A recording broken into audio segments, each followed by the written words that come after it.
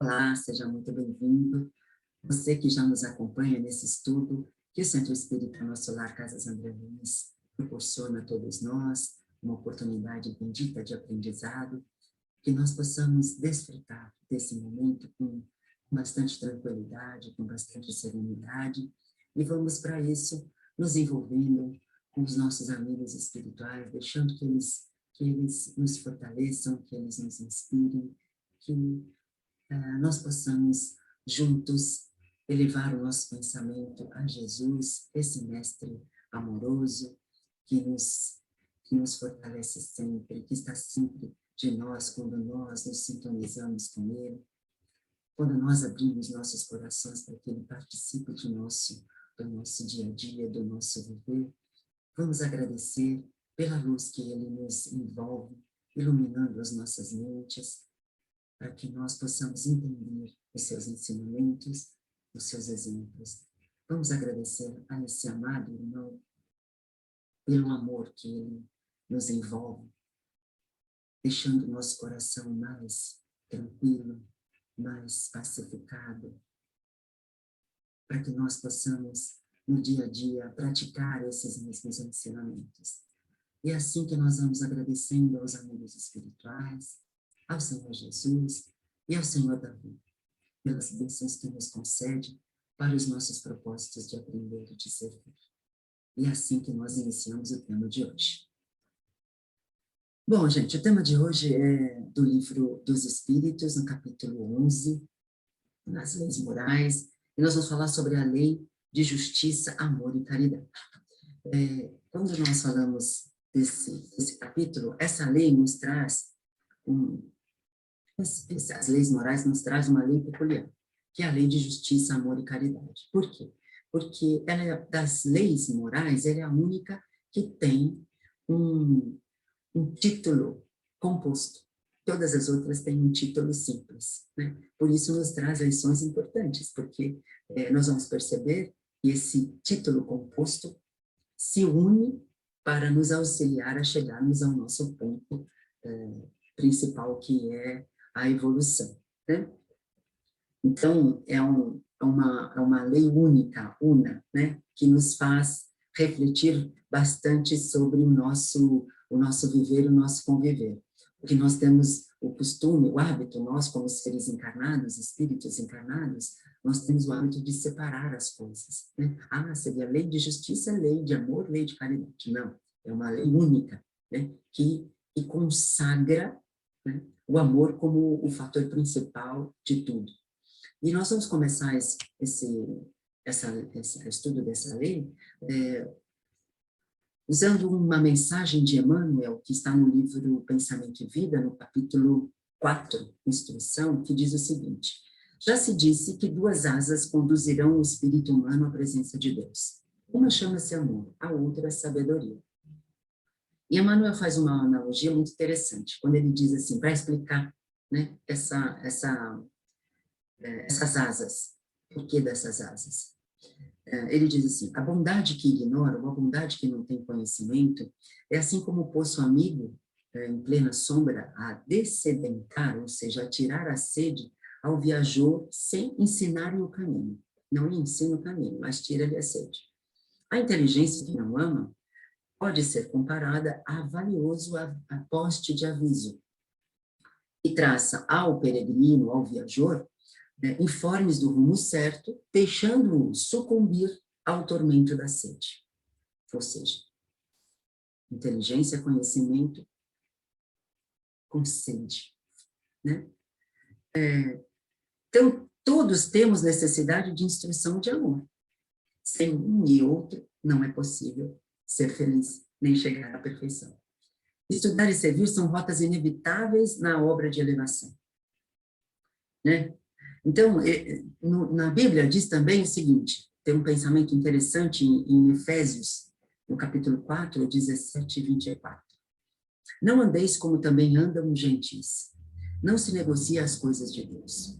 Como nós poderíamos traduzir esse pensamento usando os ensinamentos de Jesus? Como Jesus traduziria este pensamento, né?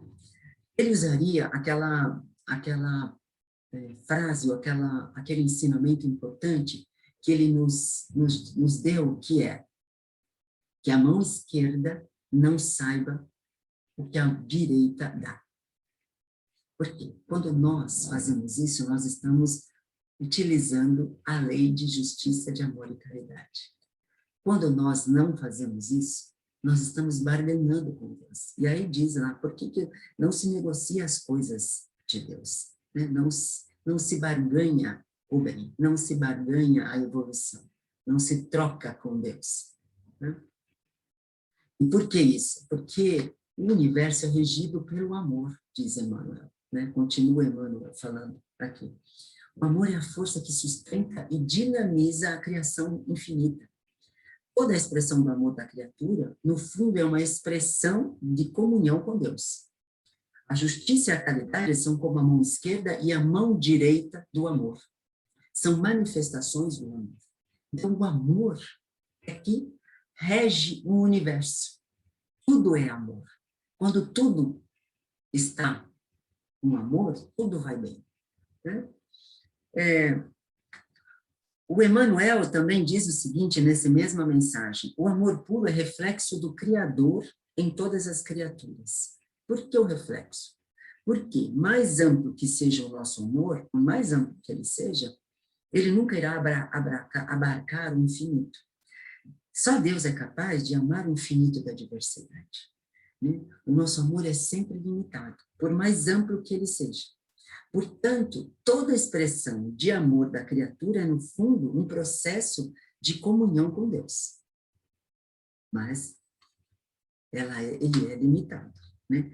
Nós experimentamos Deus quando amamos. Né?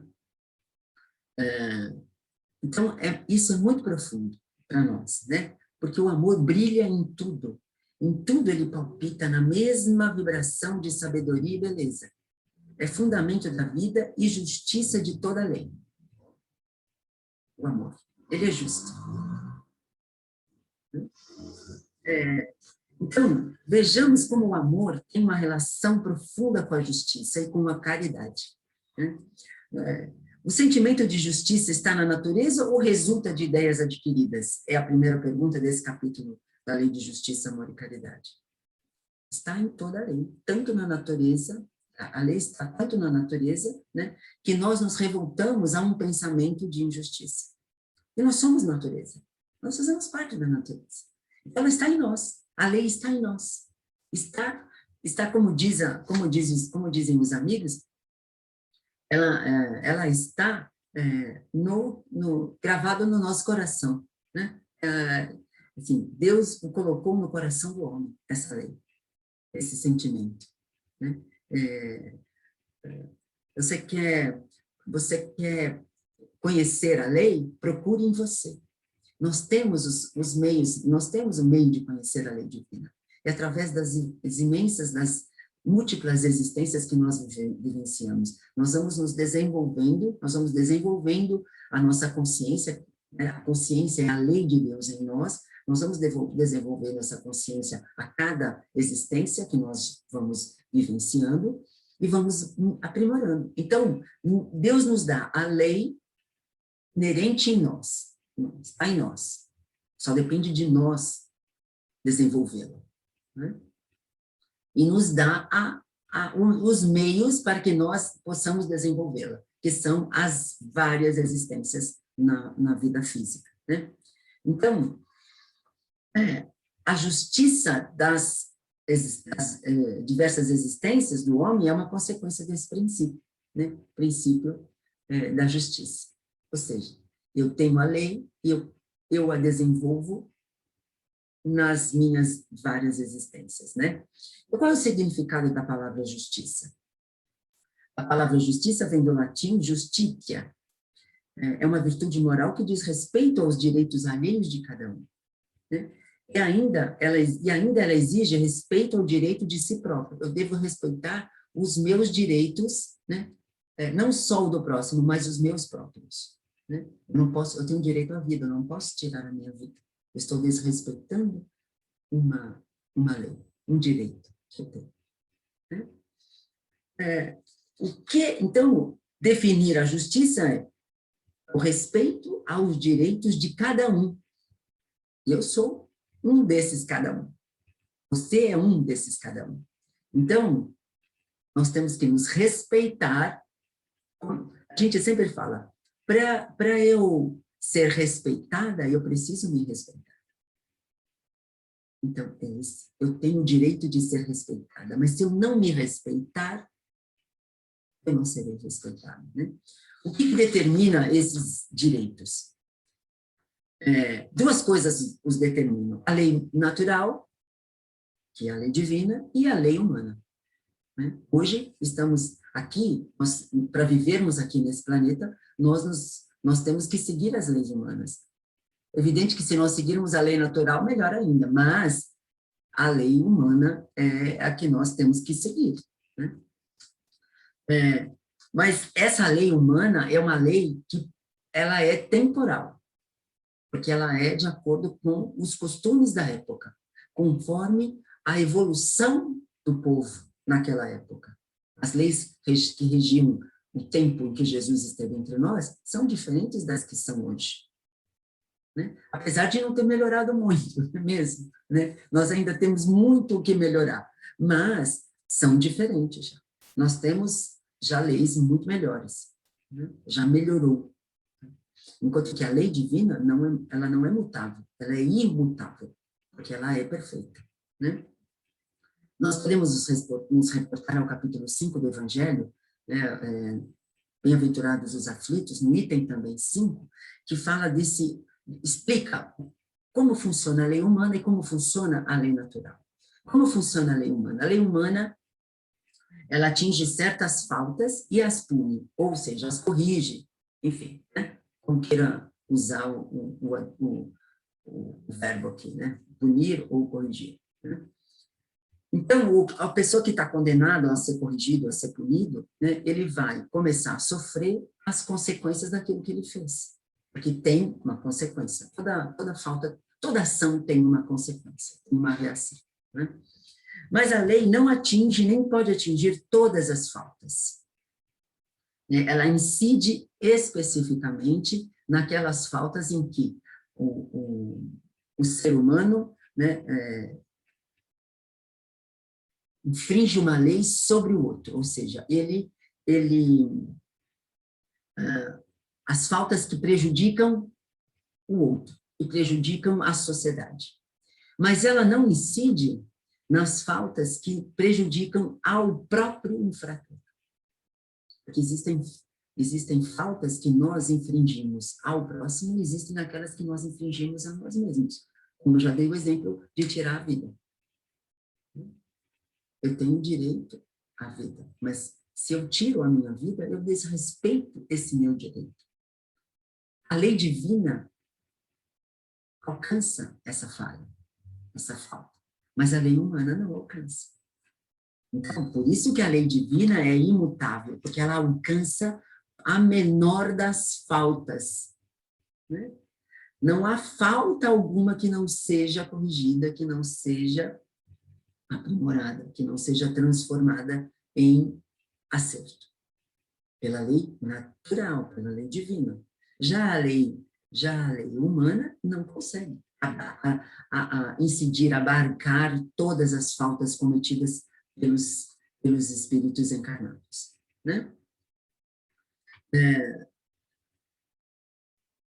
Quando nós tivermos essa sintonia com a lei divina, né? Porque nós vamos nos desenvolvendo e vamos nos aproximando dessa lei divina, dessa lei natural, né? Mas enquanto nós não conseguimos isso, nós vamos tendo oportunidades múltiplas de nos corrigirmos, né? Se eu não consigo me corrigir, me sintonizar com a lei divina nesta vida, eu vou ter outras oportunidades. Então, a lei divina é misericordiosa, porque ela não só cobra a sua falta, mas ela te ensina a mudar, te ensina a se transformar, né? Ela te corrige, ela te aprimora, ela não te pune, né? A gente usa o termo punir, mas, na verdade, ela corrige. E o Livro dos Espíritos nos ajuda nisso, né? Como que eu posso fazer? O que eu tenho que fazer? Né?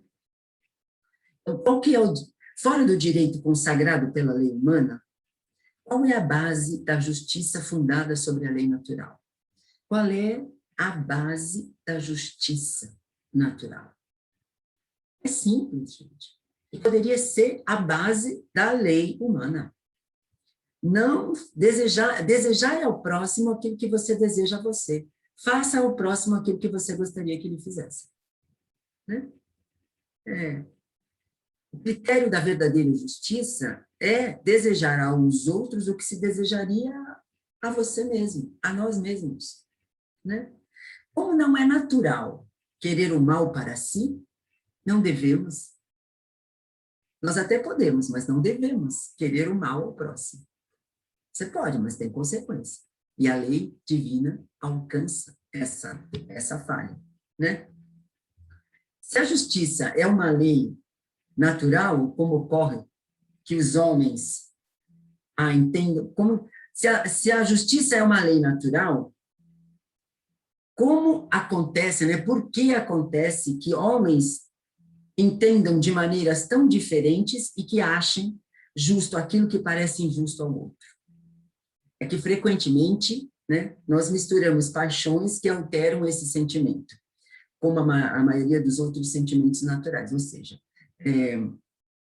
eu misturo paixões aos sentimentos. Ao sentimento de amor, né, ao sentimento de caridade, eu coloco paixões, o egoísmo, o orgulho, a vaidade. Isso interfere nessa minha conduta, né? Outro Emmanuel, que é Immanuel Kant, ele pretendeu encontrar uma fórmula universal que pudesse resumir o que é justo e o que é injusto, porque muitas vezes nós temos dúvida, mas será que isso que eu estou fazendo é justo? Será que não é justo? Né? Então, ele deu um critério universal, né?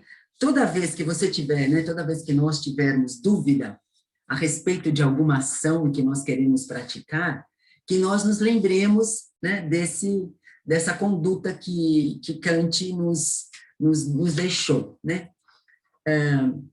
Ele diz assim: faça a você mesmo a seguinte pergunta, quando você estiver em dúvida. Se todas as pessoas fizerem o que eu estou fazendo agora, é bom ou ruim? É uma reflexão universal da nossa conduta. Aí a gente pode dar um exemplo. Olha, eu estou pegando um pouquinho só do dinheiro público. Mas é só um pouquinho. Ninguém nem vai perceber, não vai fazer falta. Mas aí eu faço a pergunta. Mas se toda a humanidade, ou se todas as pessoas que aqui trabalham, né, no emprego público, pegar um pouquinho do dinheiro, vai ser bom ou vai ser ruim? Ah, vai ser ruim. Então, o que eu estou fazendo é injusto. É uma pergunta interessante. Toda vez que você for, olha, eu vou fazer tal ação. Ah, mas se todas as pessoas fizerem o que eu estou fazendo agora, vai ser bom ou vai ser ruim? A gente vai ter uma resposta. Né? E que ela seja verdadeira, né? O que a gente siga, né, a resposta acertadamente, né? Então, é interessante que numa palestra que eu estava ouvindo do Haroldo Dutra, ele estava falando justamente disso, né? E ele contou uma história muito interessante, que eu acho que é um exemplo fácil, né? Eu queria arranjar um exemplo e não conseguia, então esse é um bom exemplo, né? Ele diz assim, que ele estava numa cidade que ele precisava de ir de um lugar para o outro, então ele pegou um táxi e durante o percurso ele começou a perceber que todo sinal vermelho o taxista ultrapassava, né? Ele furava o sinal vermelho. Não é possível, né? Ele está furando todos os sinais vermelhos, né? Ele estava meio inconformado, porque isso é uma coisa errada, é injusto isso. Por que ele vai passar no vermelho quando ele só pode passar no verde, né? E quando chegou num semáforo verde, num sinal verde, ele parou. Ah, não é possível, ele é daltônico, né? Diz o Haroldo. É daltônico, não é possível. E perguntou para ele, mas, meu amigo, por que que você passou em todos os sinais vermelhos e parou no verde? Aí ele responde assim, vai que tem alguém igual a mim. Ou seja, gente, as regras de trânsito, elas dão uma ideia muito fácil de como nós temos que nos comportar, não é verdade? Ou seja, ele sabia que ele estava fazendo uma coisa errada. Já pensou se todo mundo passasse no farol vermelho, no sinal vermelho? Como seria? Seria o caos total. Seria um aglomerado de choques, né? Não é mesmo? Então, para que existe regras de trânsito? Para que todo mundo possa circular e com a maior possibilidade de segurança, certo? Por que existe o aspecto de justiça no universo? Para que todos possam evoluir com segurança, onde ninguém oprima ninguém, onde ninguém abuse de ninguém, onde ninguém explore ninguém. Eu posso ser feliz? Pode, deve. Eu posso ter bens, eu posso acumular bens, eu posso viver bem, eu posso ter uma vida boa? Pode. Mas que esse construir da sua felicidade não seja embasada em lágrimas alheias. Então, tudo me é permitido, mas nem tudo me é lícito. O que me é lícito? Aquilo que não invade o direito, a liberdade do outro.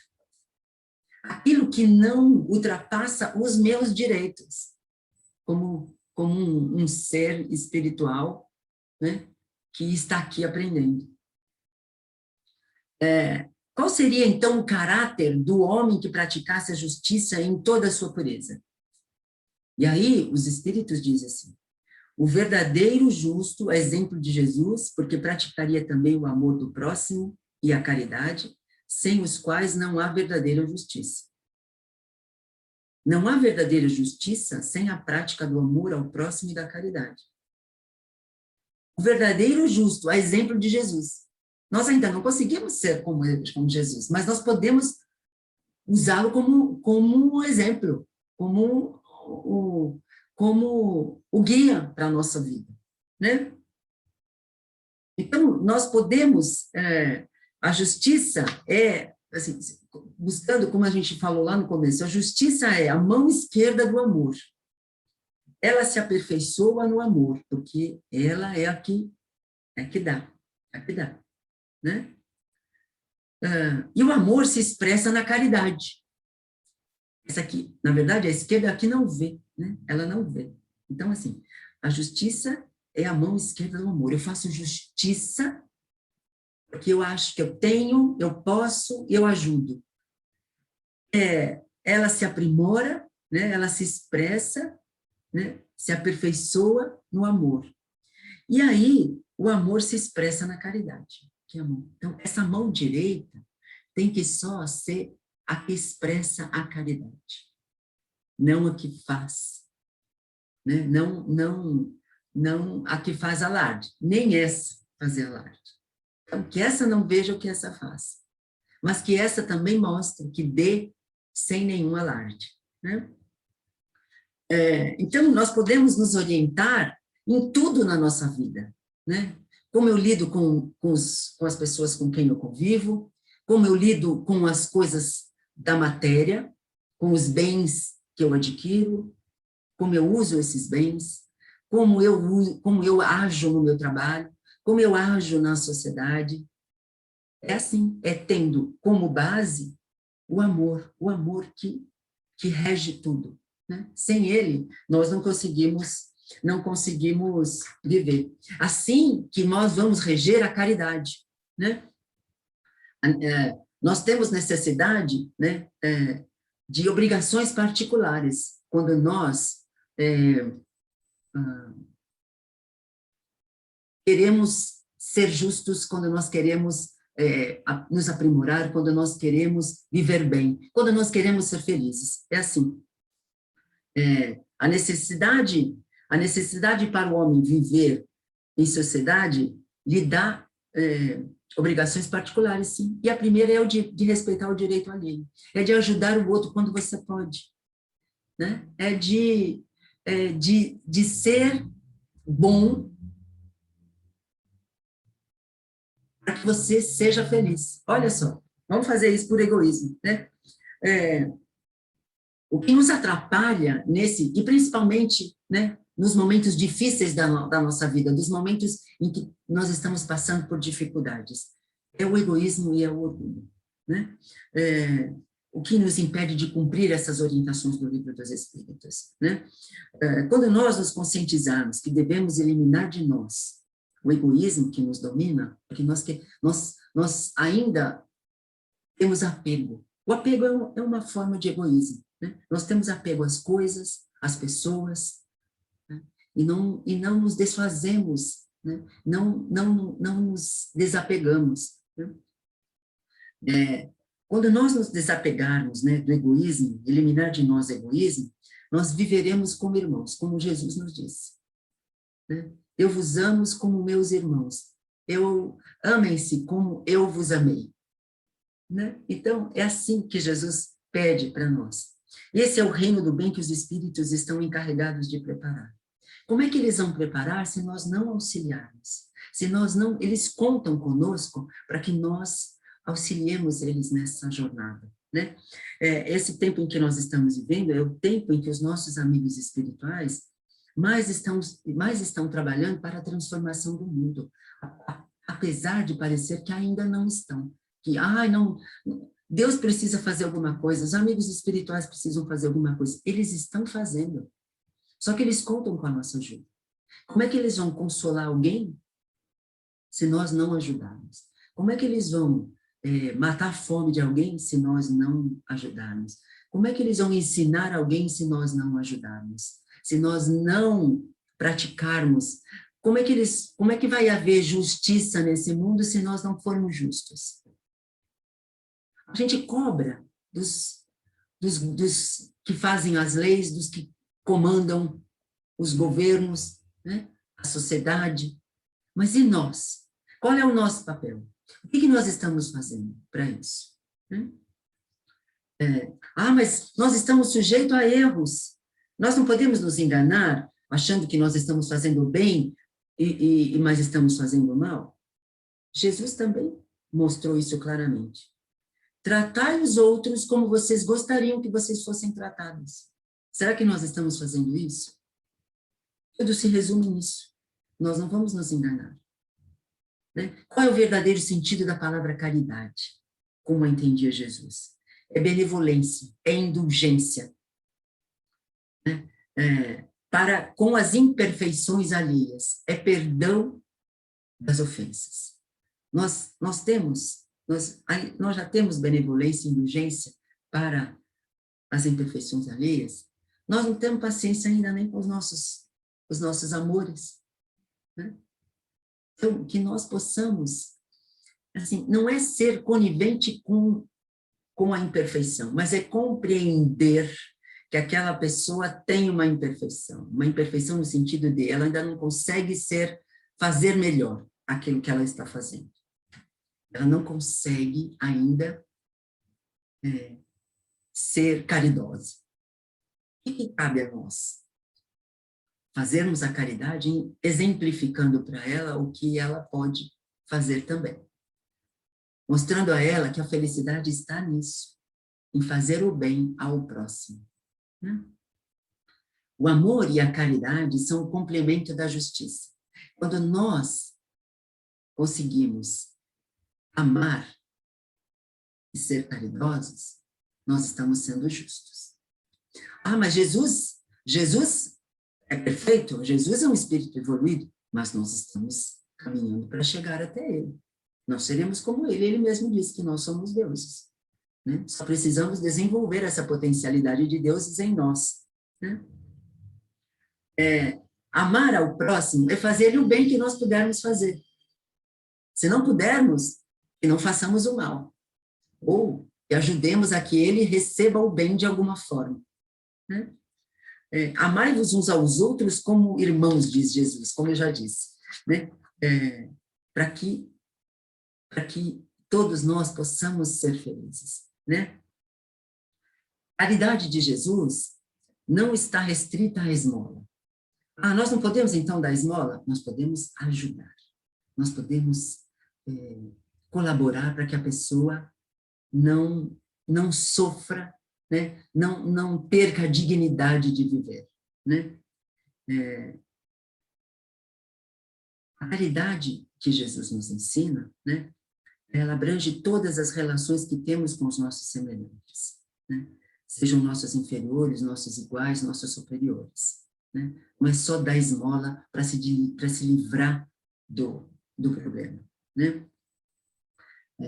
Tanto que Jesus pede para que nós amemos os nossos inimigos.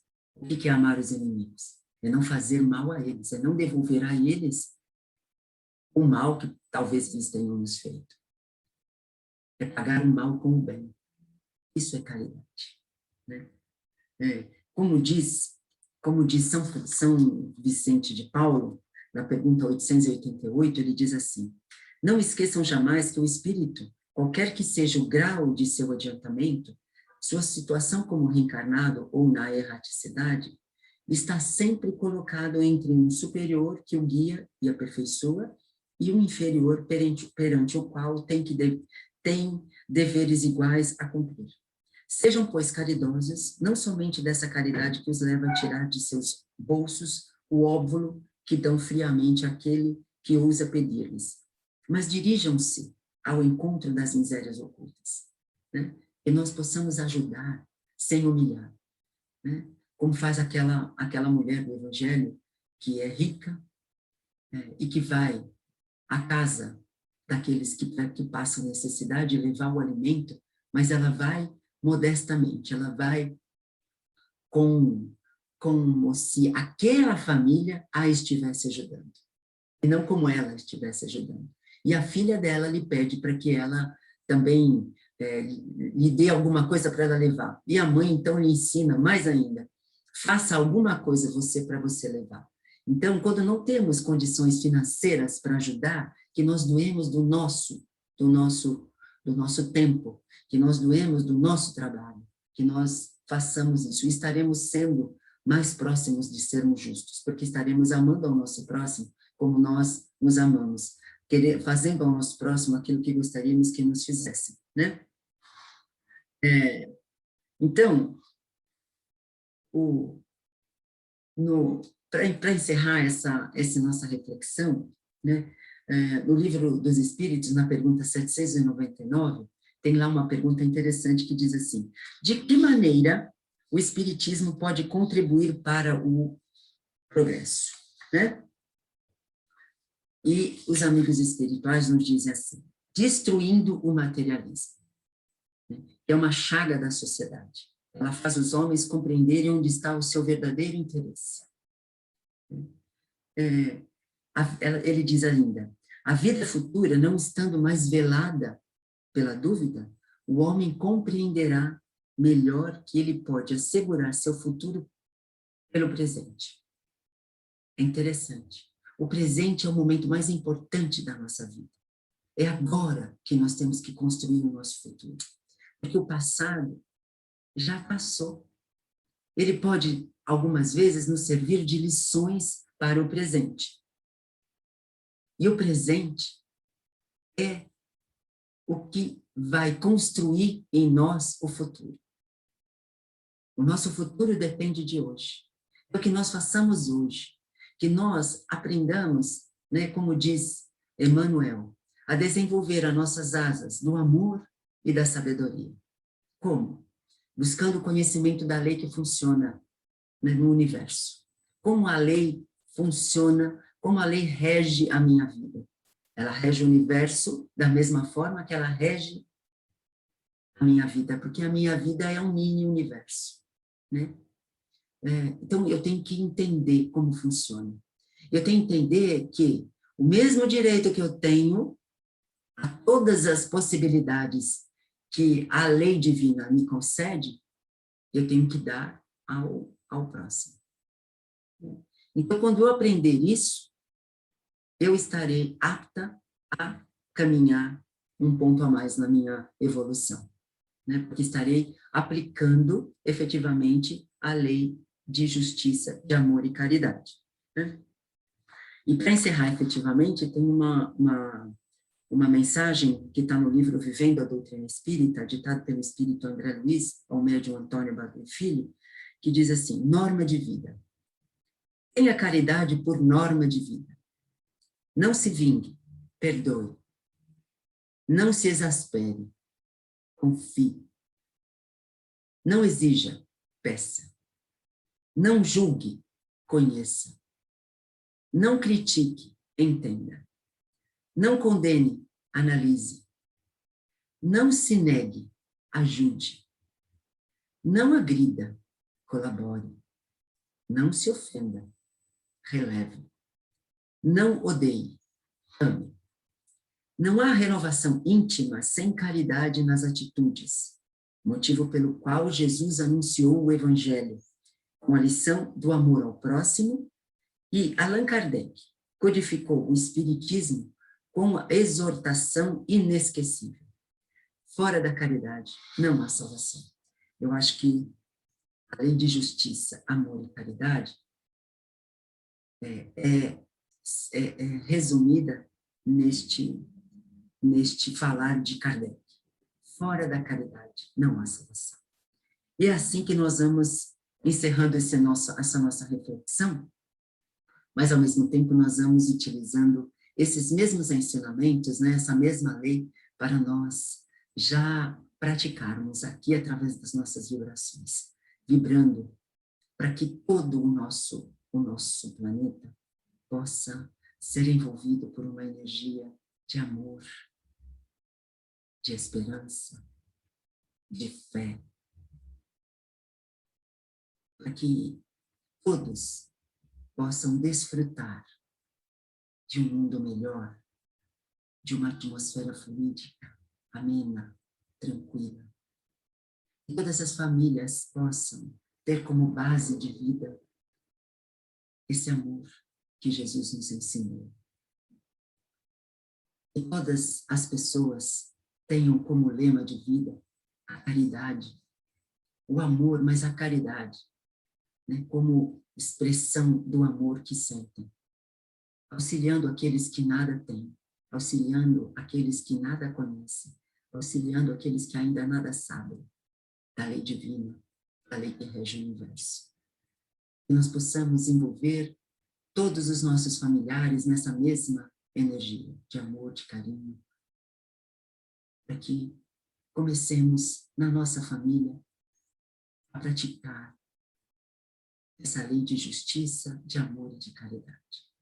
E é assim que nós agradecemos a oportunidade de estarmos conversando com você, trazendo poucas informações, mas de coração. Que nós possamos praticar esses mesmos ensinamentos no nosso dia a dia, com os nossos familiares, os nossos amigos e com o nosso próximo, seja ele quem for. É assim que nós agradecemos aos amigos espirituais, a Jesus e ao Senhor da vida por esta oportunidade. Até uma próxima oportunidade, se Deus quiser. Que Deus nos abençoe.